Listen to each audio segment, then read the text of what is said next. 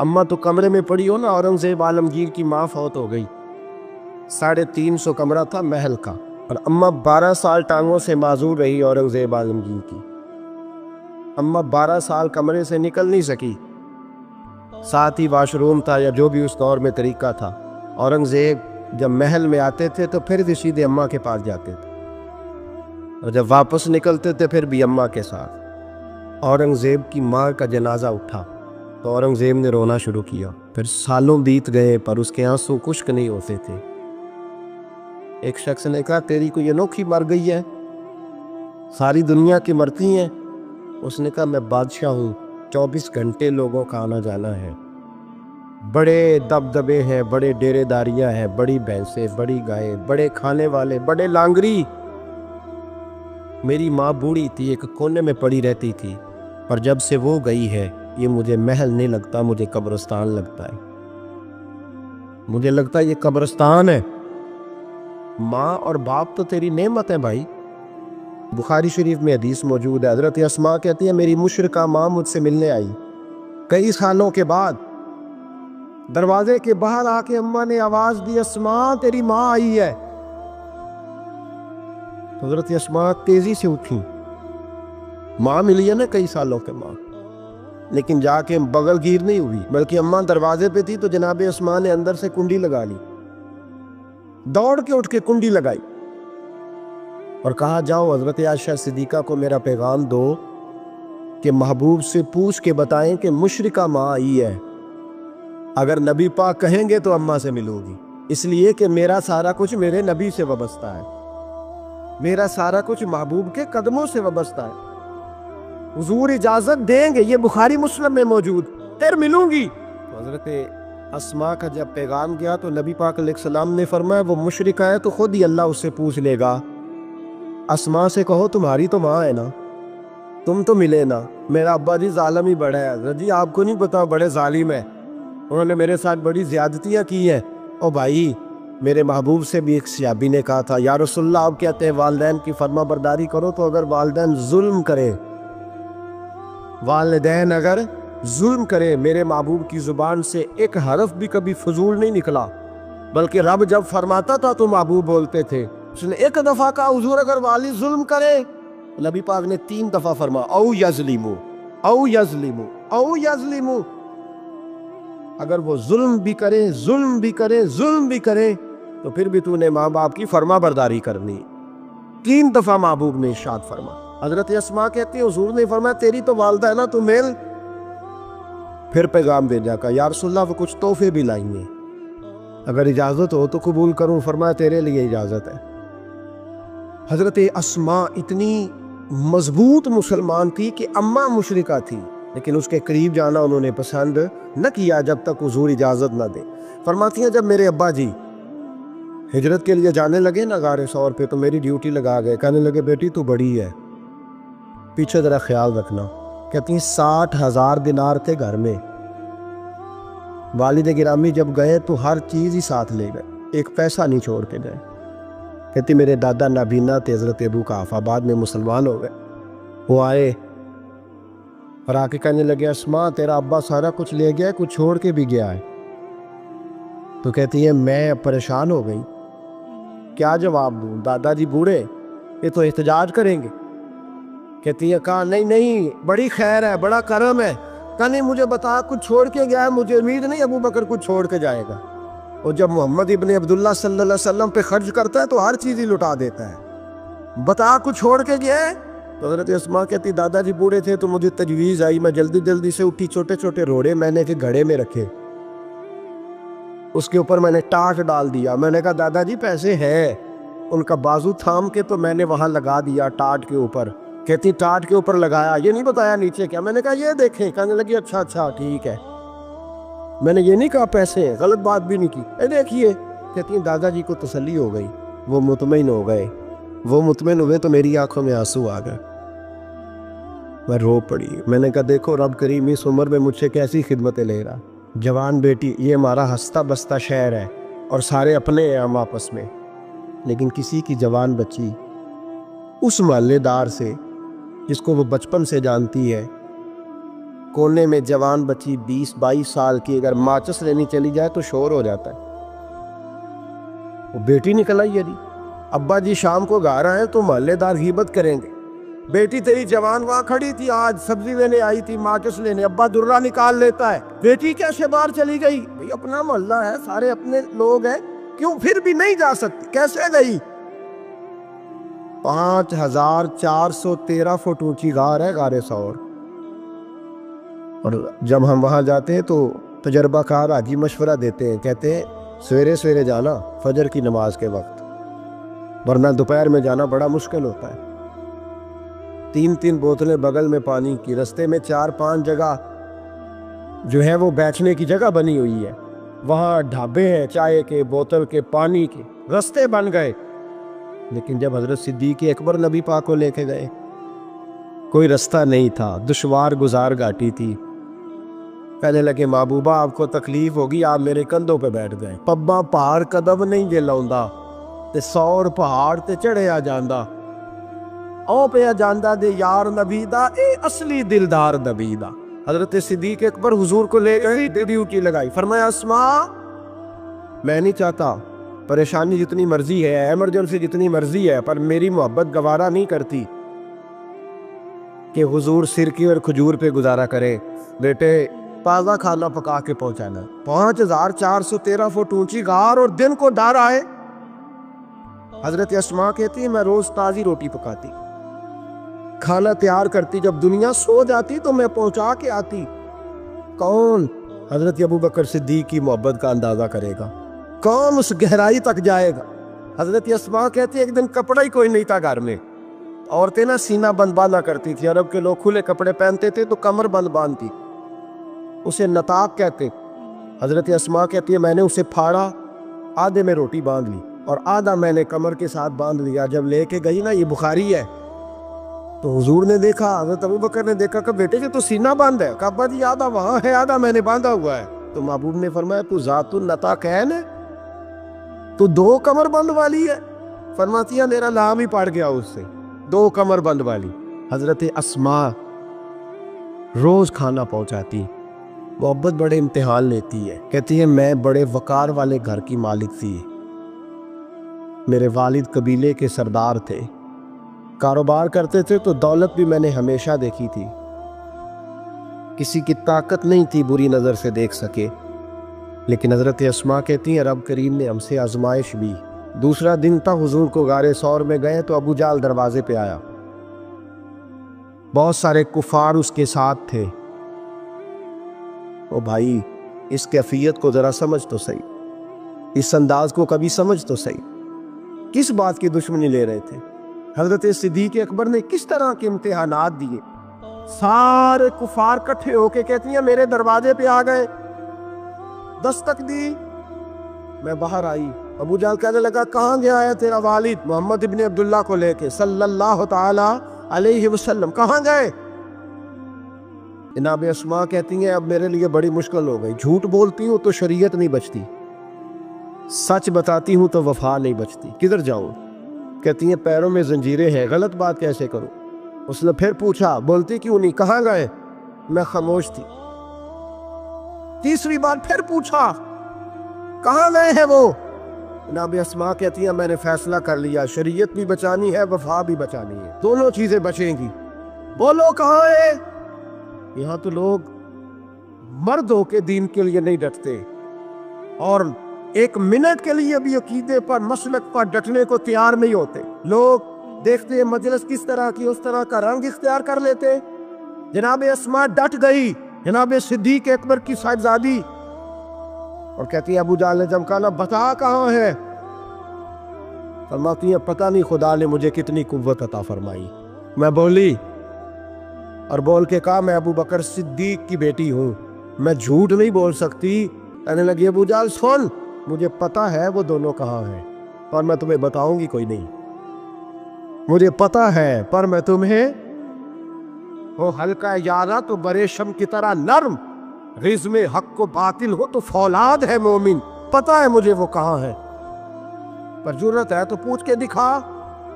کہتی ہیں چوک تھا مکے کا اور میرا عزت والا گھرانہ تھا، पर अबू जाल ने भरे बाजार में मेरे मुंह पे थप्पड़ मार दिया। कहती है मेरे कान में बाली थी, नीचे पत्थर था, मैं उसके ऊपर गिरी तो मेरा कान फट गया। लोगों ने अबू जाल को पकड़ा ले गए। फरमाती हैं वो आजमाइश भी मैंने दी, इम्तिहान भी दिया, फिर मैं अंदर आई और मैंने फिर अपने उस बहते हुए खून को अपने कपड़े के साथ साफ किया, मुंह को लपेटा और फिर मैं खाना पकाने लगी। कहती हैं उसी तरह खाना पकाया, उसी तरह तैयारी की। गारे सौर पे जो पहुंची तो अबू बकर सिद्दीक ने लिपटा हुआ मुंह देखा। बेटी को तकलीफ में देखे और फिर बाप रात सो जाए, ये हो नहीं ना सकता। तो कहा अस्मा बेटे चेहरे को क्या हुआ, क्या बात है? अर्ज की कुछ नहीं अब्बा जी। फरमाया नहीं बेटे कोई तकलीफ है, कोई चोट है? नहीं अब्बा जी कुछ नहीं। हुजूर ने फरमाया अस्मा खोल ना बेटे चेहरा क्या है। जनाब अस्मा ने कपड़ा हटाया तो खून बहने लगा। क्या हुआ? अर्ज की हुजूर कुछ नहीं, अबू जाल आया था, पूछता था, क्या बताती? झूठ बोलती तो शरीयत में इजाजत नहीं थी, बता देती तो आपको तकलीफ होती। उसने ना भरे चौक में थप्पड़ मारा, मेरा कान फट गया। हुजूर मैंने कुछ बताया नहीं। नबी करीम सैयद आलम अलैहिस्सलातु सलाम के हाथ उठे और अजीब दुआ दी हुजूर ने। कहा अल्लाह मैं अबू बकर से और इसके घर से राजी हूँ, तू भी इनसे राजी हो जा। हजरत अस्मा बिनते अबी बकर सिद्दीक रदी अल्लाह ताला फरमाती इस अंदाज में कुर्बानियाँ दी। फिर एक वक्त आया, फरमाती है मेरे घर में दौलत थी, माल था, मैंने बड़ा कुछ देखा था, लेकिन मेरे लिए रिश्ता आया नबी पाक के बेटे का, हजरत ज़ुबैर बिन अवाम। ये हुजूर की फूफी के बेटे भी हैं और जो 10 सहाबा को हुजूर ने जन्नत की बिशारत दी उसमें भी शामिल है। हुजूर ने फरमाया मेरा हवारी है ज़ुबैर बिन अवाम और अशरा मुबशरा सहाबा में शामिल है। लेकिन घर में गुर्बत थी, तंगदस्ती थी, मजबूरी थी। जनाब अस्मा कहती हैं मेरे अब्बा जी ने कहा बेटा तेरे लिए रिश्ता आया है। मैंने कहा किसका? का हुजूर की पुप्पी के बेटे ज़ुबैर बिन अवाम का। कहते मैंने थोड़ी देर के लिए सोचा कि वहाँ तो बड़ी गुर्बत है। तो जनाब सिद्दीक अकबर ने अगला जुमला कहा, फरमाया तुम्हें पता है रिश्ता भेजा किसने? कहा अब्बा जी किसने? कहा मुस्तफ़ा करीम ने। जनाब अस्मा कहने लगी फिर आपको मुझसे पूछना नहीं चाहिए था, फिर हुजूर ने पसंद किया है, महबूब ने, इतने मेरे नसीब। हजरत अस्मा कहती है मैं उस घर से गई थी जहाँ 3 गुलाम हर वक्त होते थे, और ये बुखारी मुस्लिम में आपको मिलेगा। बेटियों की तरबियत हम करते हैं तो कहते हैं ओ ससुराल में काम करना पड़ता है, सवेरे उठना पड़ता है, ऐसे करना पड़ता है। सुनो जनाब सिद्दीक अकबर रईस मक्का और मदीना की बेटी फरमाती है मैं जब ज़ुबैर बिन अवाम के घर में गई तो मैं आटा भी गूंथती थी, मैं कपड़े भी धोती थी। महबूब ने मेरा रिश्ता कराया ना। फरमाती है मैं चक्की भी पीसती थी।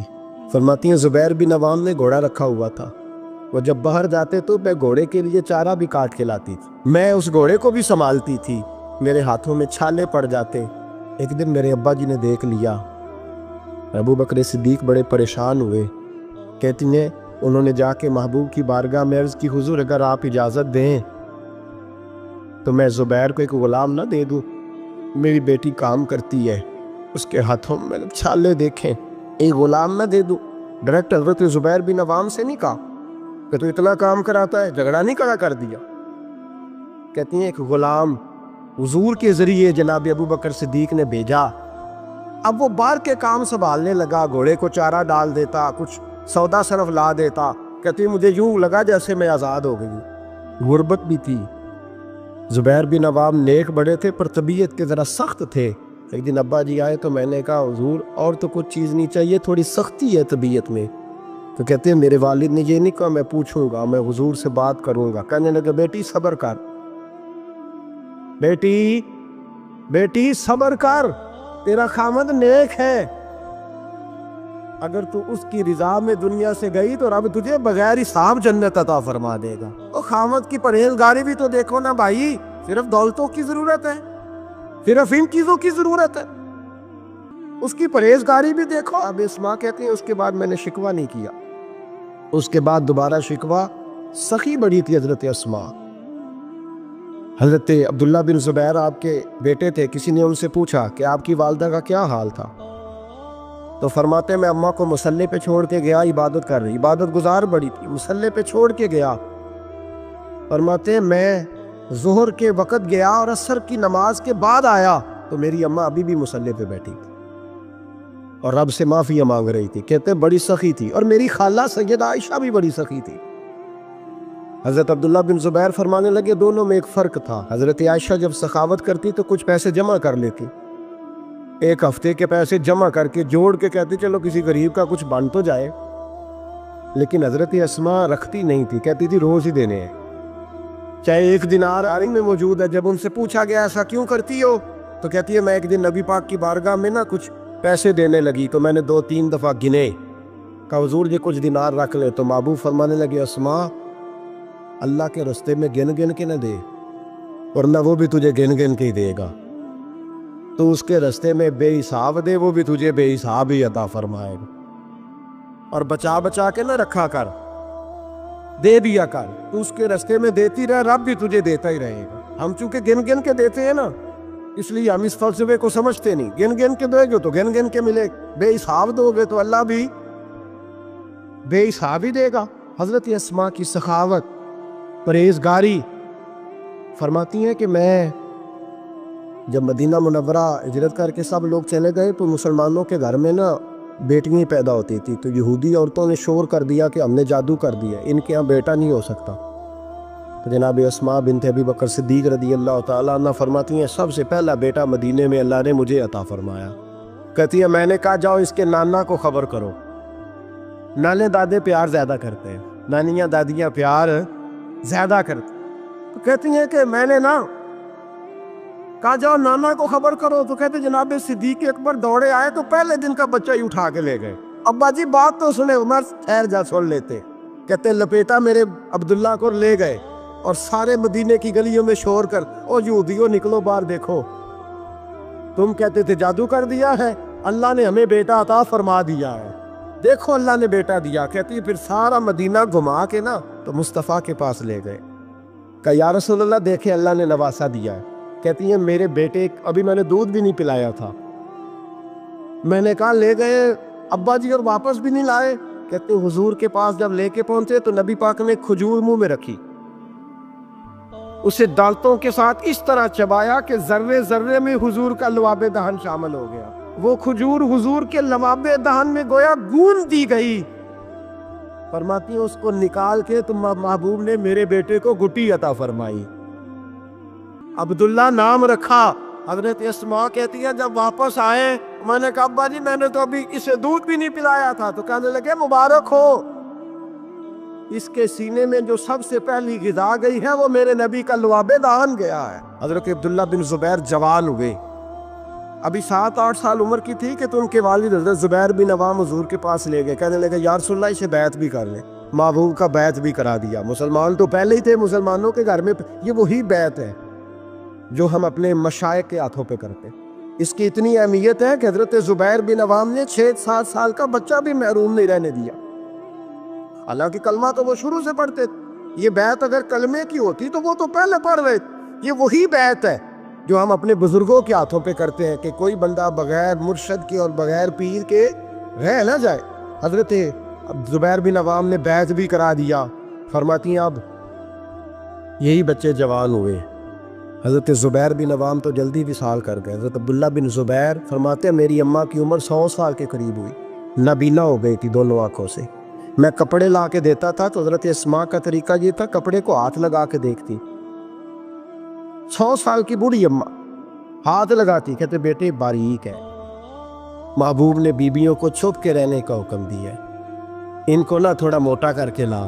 کہتے اماں جی آپ نے ہاتھ سے دیکھا ہے, صحیح ہے آپ پہن لے. کہتے میری اماں رو پڑتی. کہتے بیٹا بی بی کا زیور اس کا پردہ ہوتا ہے, تو مہربانی کر مجھے موٹا کپڑا لا کے دے تاکہ میں اپنے آپ کو چھپا کے رکھوں. میں نے چھپ کے زندگی گزاری ہے, میں چھپ کے اللہ کی بارگاہ میں جانا چاہتا ہوں, مجھے پردے دار رہنے. امام حسین رضی اللہ تعالیٰ عنہ کی شہادت کے بعد ان کا جھنڈا حضرت عبداللہ بن زبیر نے اٹھایا, انہی کا جھنڈا. یزید جب مر گیا تو مکے مدینے اور حجاز کے جو سارے علاقے تھے ان لوگوں نے حضرت عبداللہ بن زبیر کے ہاتھ پہ بیعت کی تھی، جو حضرت اسماء کے بیٹے تھے، جناب صدیق اکبر کے نواسے تھے۔ وہ خلیفہ بن گئے، امیر بن گئے مسلمان۔ دوسری سائیڈ پہ شام والی سائیڈ پہ عبد الملک بن مروان بنا۔ اس نے یہ جو تعمیر کعبہ ہوئی ہے نا دوبارہ سے، جن بنیادوں پہ اب کعبہ ہے، انہی بنیادوں پہ حضرت عبداللہ بن زبیر نے بیت اللہ کو بھی دوبارہ تعمیر کروایا تھا، کیونکہ یزید کی فوجوں نے جب حملہ کیا تو بیت اللہ کے کچھ حصے شہید ہو گئے، تو جناب عبداللہ بن زبیر نے اسے بھی دوبارہ بنوایا۔ عبد الملک بن مروان نے حجاج بن یوسف کو ان کے مقابلے میں بھیجا، لڑائی ہونے لگی، 5.5 مہینے جنگ ہوتی رہی۔ حضرت عبداللہ بن زبیر کی فوجیں کچھ تو شہید ہو گئے، لوگ کچھ بکھر گئے، آپ اکیلے رہ گئے۔ کہتے میری 100 سال کی بوڑھی اماں، میں اماں سے مشورہ کرنے آیا، حضرت اسماء سے۔ بچے اس لیے بزدل ہوتے ہیں کہ باپ انہیں دلیری سکھاتا ہی نہیں۔ کہتے 100 سال کی بوڑھی اور نابینا اماں، کیوں نہیں بچے جہاد کے لیے تیار ہو رہے؟ مائیں کہتی ہیں شاید گھر میں رہیں گے تو موت نہیں آئے گی، شاید یہ اندر رہیں گے تو بچ جائیں گے۔ فرماتی 100 سال کی بوڑھی اماں سے جا کے کہا اماں اب تو میں تقریباً اکیلا رہ گیا ہوں، کیا کروں؟ تو کہتے میری ماں کہنے لگی حضرت اسماء بیٹے پہلے تو یہ بتا کہ تو حق پہ ہے کہ نہیں؟ یہ میں نے کہا اماں ہوں تو میں حق پہ۔ تو کہنے لگی جا پھر میدان میں کھڑا ہو جا اور جا کے لڑ، جب تک رب کو منظور ہوگا تجھے زندگی دے گا، اور بیٹا یاد رکھ جسے شہادت ملتی ہے اسے بھی اللہ کی مدد کے ساتھ ہی ملتی ہے، شہادت بھی اللہ کی مدد سے ملتی ہے، میدان میں جا۔ تو کہتے میں نے اپنی اماں سے کہا اماں یہ جو حجاج ہے بڑا ظالم ہے، سنا ہے جب کسی کو قتل کرتا ہے تو لاش کے ٹکڑے ٹکڑے کر دیتا ہے، وجود سارا کاٹ ڈالتا ہے۔ تو کہتے میری اماں میرے کندھے پہ تھپکی دے کے کہنے لگی بیٹے بکرے کو صرف ذبح ہوتے وقت تکلیف ہوتی ہے، جب اس کھال اتاری جائے تو کوئی تکلیف نہیں ہوتی، جب اس کا گوشت بنایا جائے تو کوئی، تو بیٹے گھبرانا نہ، رہنا میدان کے اندر، دیکھنا میں تجھے بھاگتا ہوا نہ سنوں، جا میرا بیٹا اللہ تیری مدد کرے گا۔ حضرت عبداللہ بن زبیر کہتے ہیں میری ماں کی گفتگو نے میرے وجود کو فولاد کر دیا۔ فرماتے ہیں جذبہ جہاد میری اماں نے میرے سینے میں بھر دیا۔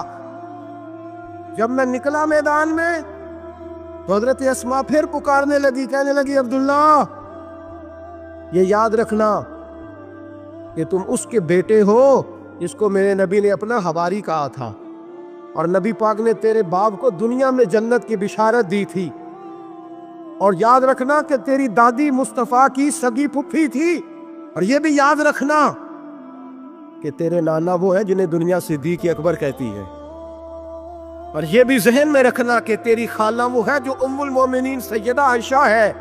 بیٹا جب میدان میں لڑنا تو اپنے خاندانی وقار کا ضرور خیال رکھنا، یاد رکھنا تم کون ہو، کس کے بیٹے ہو، کس کے بھانجے، کس کے بھتیجے، کس کے نواسے، خیال رکھنا۔ حضرت عبداللہ بن زبیر لڑے اور جب شہید ہو گئے تو حجاج بن یوسف نے ان کی لاش کو چوک میں لٹکا دیا، مکے کے چوک میں جہاں جنت المالا ہے، اس چوک میں ان کی لاش لٹکی۔ 14واں دن ہو گیا لاش کو لٹکے ہوئے، تو عبداللہ بن عمر گزرے، فرمانے لگے یہ دیکھو شاہ سوار لٹکا ہوا ہے، اور دیکھو 14 دن بیت گئے، اس کے وجود سے جب بھی کوئی سونگتا ہے اسے میٹھی خوشبو ہی آتی ہے۔ اور عبداللہ بن عمر فرمانے لگے خوشبو کیوں نہ آئے، اس کے وجود میں جو پہلی غذا گئی تھی وہ مصطفیٰ کا لعاب دہن داخل ہوا تھا۔ 14 دن گزر گئے، حجاج نے پیغام بھیجا حضرت اسماء کو میری بات سنو۔ آپ فرمانے لگی میں تو کسی کے پاس نہیں جاتی، اور میں سرداروں کو کیا سمجھتی ہوں، جا دوڑ جا۔ کہنے لگا میں زبردستی بلوا لوں گا۔ فرمایا طاقت ہے تو بلوا کے دیکھ، میں ابو بکر کی بیٹی ہوں۔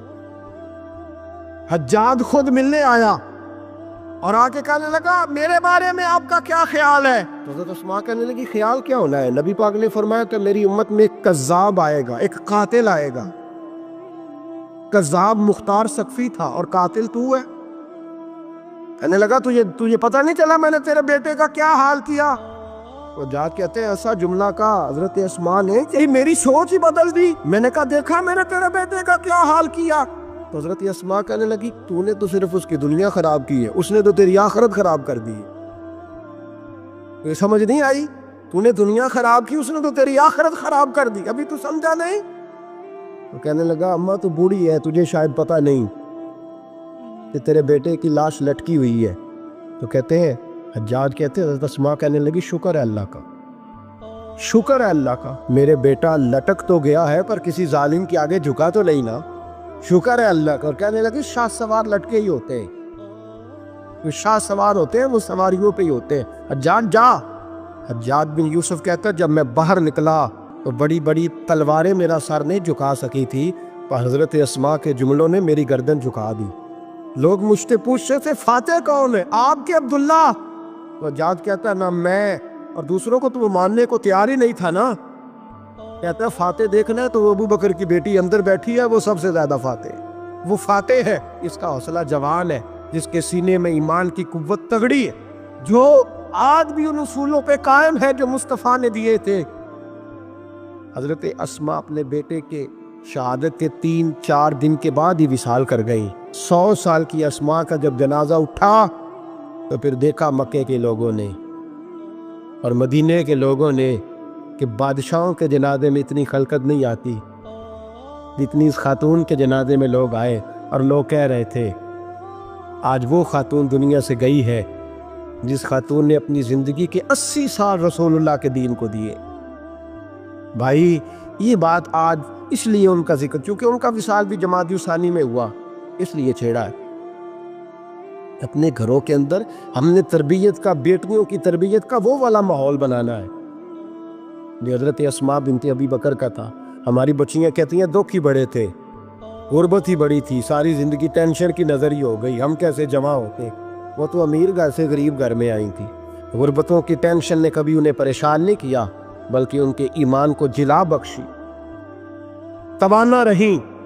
جب مائیں حضرت اسماء جیسی ہوتی ہیں تو بیٹے حضرت عبداللہ بن زبیر جیسے پیدا ہوتے ہیں۔ اتنے تگڑے اور دلیر بیٹے پھر دنیا کو ملتے ہیں۔ بچیوں کی تربیت کریں، سارا دکھ روٹی کا ہی ہے، دولت کا ہی ہے، جائیداد کا ہی ہے، کھانے پینے کا ہی ہے، اور بھی غم ہے زمانے میں محبت کے سوا، کچھ اور بھی توجہ کریں بھائی، یہ تو ایک جوز ہے، تو ایک جوز ہے صرف زندگی کا، باقی ساری زندگی تو آگے پڑی ہوئی۔ ان کی تربیت کریں، اصل نہج پر انہیں سمجھائیں۔ حضرت اسماء نے روشن کردار ادا کیا، تقوی، پرہیزگاری، عبادت، سخاوت، رسول اللہ کی نوکری، نبی پاک کی کامل محبت، اپنے بچوں کی تربیت، حضور کی ہر بات کے ساتھ وفا ان کا ترہ امتیاز رہا۔ وہ ہمیں سبق دے کے گئیں اگر دنیا میں زندہ رہنا ہے تو محبوب کے بن کے رہو، زندہ رہو گے، تابندہ رہو گے، پائندہ رہو گے، ہمیشہ مدحت خیر الانام میں گزرے۔